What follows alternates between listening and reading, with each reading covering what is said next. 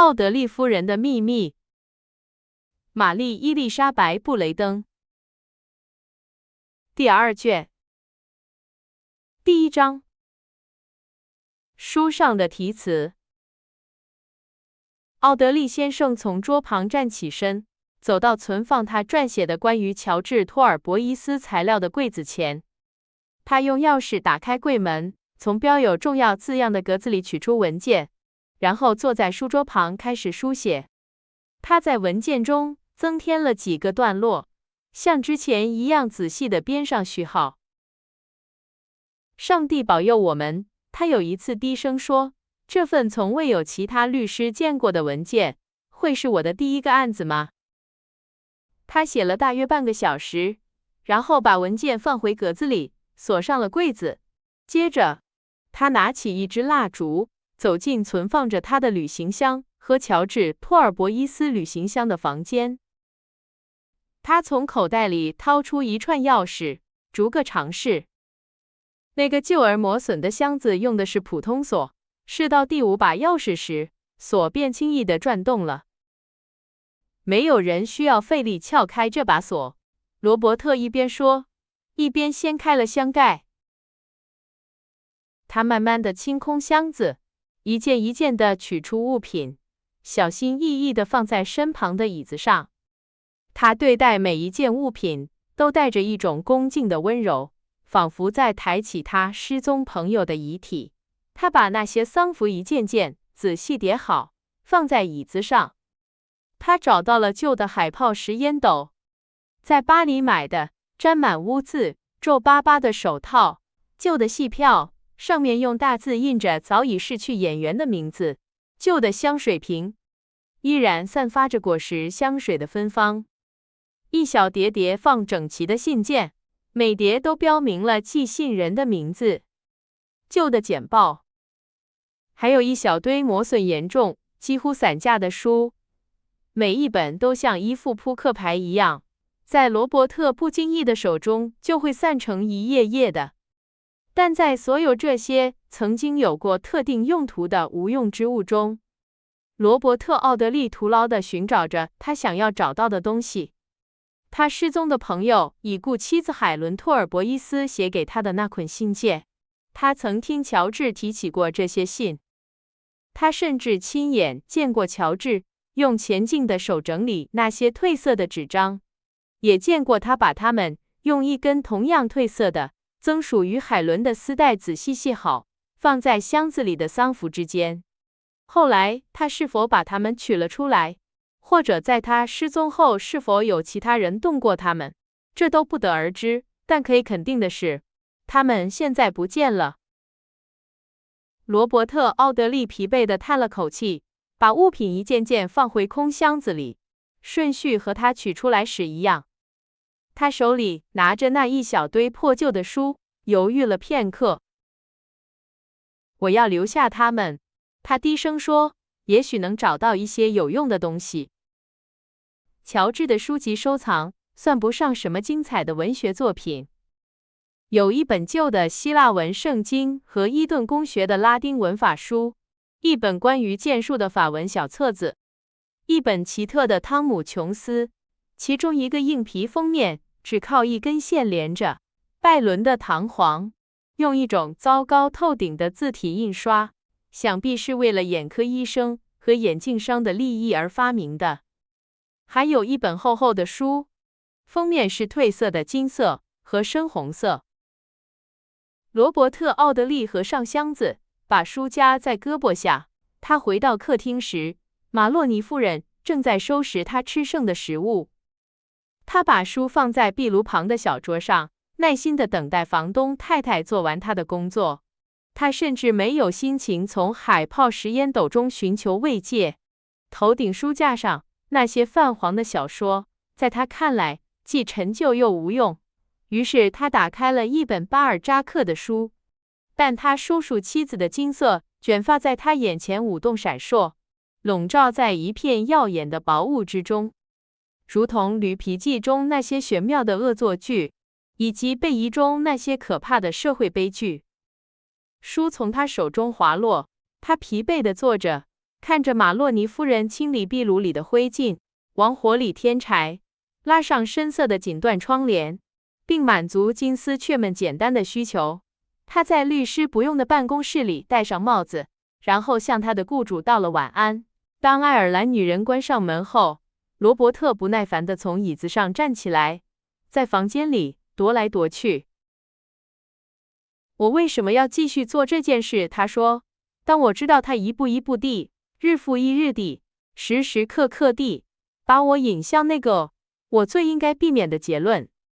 我难道被绑在一个轮子上，必须跟着他的每一个转动，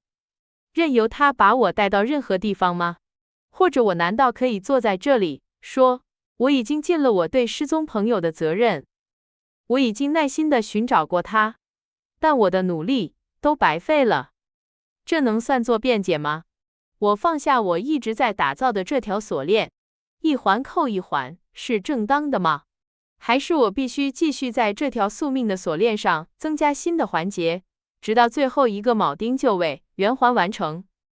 我坚信我再也见不到我朋友的脸了，我的任何努力都对他毫无用处。说实话，甚至残忍地说，我相信他已经死了。我注定要发现他是怎么死的，在哪里死的吗？或者，既然我相信自己正在接近真相，那么现在回头或停下来，是否是对乔治·托尔博伊斯记忆的不公？我该怎么办？我该怎么办？他把胳膊肘支在膝盖上，双手捂住了脸。在他那漫不经心的天性中，唯一逐渐形成的强大到足以改变这种天性的决心，使他变成了他以前从未试过的人。一个基督徒，意识到自己的弱点，渴望严格履行自己的义务，害怕偏离对自己肩负的奇特使命的认真履行，并依赖于一只比他自己的手更强大的手来指引他前进的道路。也许那天晚上，他独自坐在壁炉旁，想着乔治·托尔博伊斯，做了他第一次虔诚的祈祷。当他从那漫长而沉默的沉思中抬起头时，他的眼睛闪耀着坚定的光芒，他整个面容似乎都焕然一新了。首先要为死者伸张正义，他说，然后才能对生者施以仁慈。他把带轮子的扶手椅拉到桌子旁，调整了灯的方向，然后准备检查那些书。他一本一本地拿起它们，仔细检查，先看通常写着主人名字的那一页，然后寻找可能夹在书页间的任何纸片。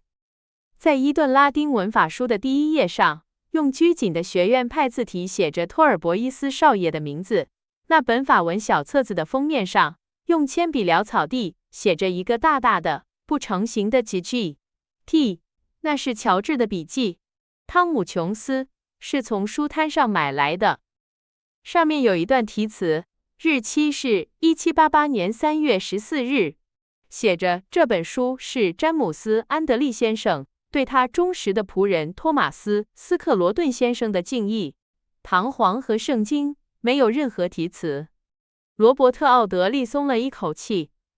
他已经检查到倒数第二本书，没有发现任何有价值的东西，只剩下那本厚厚的红金相间的书要检查了。那是一本1845年的年鉴，书中那些曾经存在的迷人女士的铜版画已经泛黄发霉，服装看起来怪诞离奇，那些微笑的美人也显得憔悴庸俗。即使是那些短小的诗歌，诗人微弱的烛光曾试图照亮艺术家晦涩的寓意，也带着一种过时的味道，就像一把琴弦因岁月流逝而松弛的流逝，而松弛的里拉琴奏出的音乐。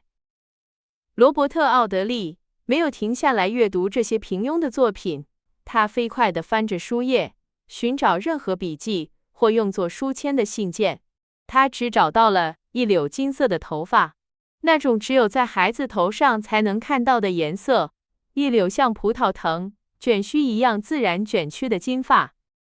他的质地与文特诺房东太太在乔治·托尔伯伊斯妻子去世后，交给他的那绺柔软丝滑的头发截然不同，甚至颜色也略有差异。罗伯特·奥德利停止了对这本书的检查，把那绺金发放在一张信纸上，用他的图章戒指封好，然后和关于乔治·托尔伯伊斯的备忘录以及艾莉西亚的信一起，放在标有重要字样的格子里。他正要放下这本厚厚的年鉴，这时他注意到开头的2张空白页粘在了一起。他决心把搜寻进行到底，于是费力地用开信刀锋利的尖端把书页分开。他的毅力得到了回报，他在其中一页上发现了一段题词，它分为3个部分，由3个人写成。第一段的日期与年鉴的出版年份一样久远，写明这本书属于一位名叫伊丽莎白·安宾斯的小姐。她因其良好的品行和对托基坎福德女子学校当局的服从而获得了这本珍贵的书。第二段写于5年前，同样出自宾斯小姐之手。她把这本书作为永恒的爱和永恒的敬意的象征。显然，宾斯小姐具有浪漫气质，送给了她亲爱的朋友海伦·莫尔登。第3段的日期是1853年9月，由海伦·莫尔登所写。他把这本年鉴送给了乔治·托尔伯伊斯。当罗伯特·奥德利看到这第3段时，他的脸色变得惨白。我想到了，这个年轻人说，一边合上书，疲惫地叹了口气。上帝知道，我已经为最坏的情况做好了准备，而最坏的情况已经发生了。现在我明白一切了。我的下一次旅行是去南安普敦，我必须把孩子交给更好的人照管。